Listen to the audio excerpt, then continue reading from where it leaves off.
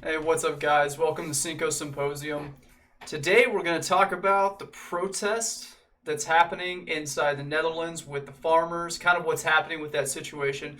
Before we get into that, please hit that like button, share, subscribe to the video. Helps me out. Comment, let me know what you think about what's going on. So all this past week, we've been seeing videos and pictures of the Netherlands protest of the farmers coming out and with their tractors and blocking highways and things of that nature because it's in reaction to the government right now that are trying to seize or at least threatening to seize over 3,000 farms throughout the Netherlands. According to this article, when we published an article on the Dutch government land grab in October, the Dutch government was talking about state-forced buyouts of 500 to 600 farms as early as within the next 12 months. Now the state is threatening to seize 3,000 farms with an estimated 11,200 farms having to close in order to meet new climate goals. So that's what we got going on. The Netherlands government is literally saying, hey, like all these people that they have land, they're farmers. And I mean, I don't know if you know many farmers. I grew up in a farming community, and farms are passed down because most of the land's already bought up, and it's been in families for generations at this point. So this is these people's livelihoods, what they do. It's what their family's done. It's what they've done since they were a kid. It's what their grandpa usually did, or their great-grandpa, or great-great-grandpa. So I can only imagine it's fairly similar over there. It's these people's, it's what they do for work. It's what their skill is. And it's something that we need. You need food. You need farms to grow food, cotton, like all that sort of stuff. But it's primarily food. That's what we got to have to continue to live. And so now, because of climate goals, we have to cut down on growing food. And so naturally you have people revolting against that idea, because why not? Like, they're just telling you can't, we're going to seize your land and you can't work. To me, that sounds a little bit like tyranny. But here we got a video that's going on. This is what the tactics are got right now for stopping the protests. They're bringing bulldozers to flip over the tractors.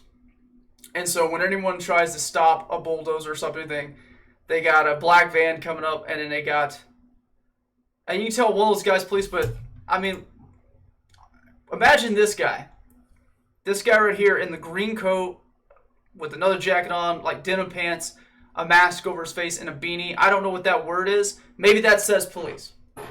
But even then, imagine this guy or this guy, any one of them. Imagine those guys pulling up and grabbing you and throwing you into a van. What would your natural reaction be? Do you automatically think that's the police? Do you think that's the authorities? But even still, so you now have police going in lockstep with the government and just saying, yeah, we're going to seize you and seize your land, and if you fight back, we're gonna take you away for an unspecified amount of time into somewhere you don't know, and I don't know, I don't know exactly the process of but this is scary. Like, this is despotic, tyrannical type stuff. And you have to ask the question, right now we have an energy crisis going on in Europe. And I mean, you can blame the whole Ukraine-Russia thing, but right now you have an energy crisis where they're literally telling people to stop playing video games, to turn off your lights. You can't charge your electrical cars. But we're having food shortages throughout Europe too. And here's the story. I mean, this is the UK, but I mean, food is grown in all different parts of Europe and is traded. But I mean, this is stuff that's happening in Europe where they're having food shortages. They don't have eggs. They run low on meat. They don't have dairy. You know, why is the government shutting down farms when we're having food shortages? Why is the government shutting down farms? Why does the government have the power to just go in and grab a bunch of farmland and keep farmers from farming? Why would they have that power? I mean, and that's just, is it because it's, this whole new thing, the Great New Reset? Is it the fact that, like, the climate change activists have pushed out there talking about that human beings are just evil, destroying the earth, and we got to cull the herd? We need to knock out some human beings, because that's what it seems like. You can call me a conspiracy theorist or whatever you like, but it seems like they are manufacturing the issues at hand, that there's going to be food shortages, that there's going to be people starving, that there's people that are already struggling. Italy's turning off lights. It's all happening all over Europe where they're having energy crisis, and we're shutting down farms.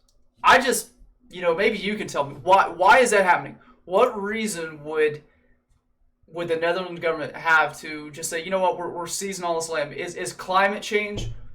Do you really buy into it? Buy into climate change that much that if you don't shut down farms and people growing food, that we're gonna die within a year? We were hearing it from all the climate activists that we're gonna die in 12 years, or the world's gonna end in so many years.